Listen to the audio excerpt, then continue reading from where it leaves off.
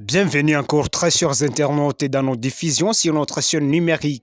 La situation sécuritaire au Nord Kivu reste très préoccupante. Les accrochages entre les forces armées de la RDC et FARDC, soutenus par le volontaire pour la défense de la patrie VDP, autrement dit Wazalendo, restent une épine rouge contre les rebelles du M23.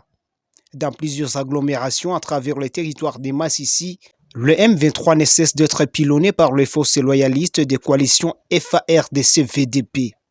En cette journée du 30 mai 2024, le rebelle du M23 reste la cible du pilonnage des forces armées congolaises aux alentours de la cité de Sake dans les territoires des Massissi au Kivu, où les affrontements sont intervenus tôt le matin de cette date.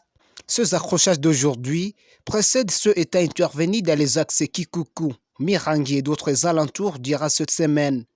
Mitatis, la population du Nord Kivu alerte les autorités de pouvoir s'y investir en vue d'empêcher la progression du M23 RDF vers la grande cité de Kanyabayonga dans la chefferie d'Yobito, en retour au Nord Kivu dans la partie est de la République démocratique du Congo.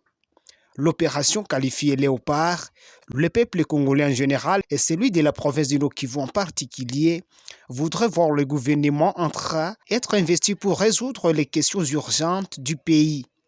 Au menu des urgences du pays figure la sécurité et le social en général, qui ferait de ce nouveau gouvernement responsable et libérateur du peuple meurtri depuis plus près de 30 ans.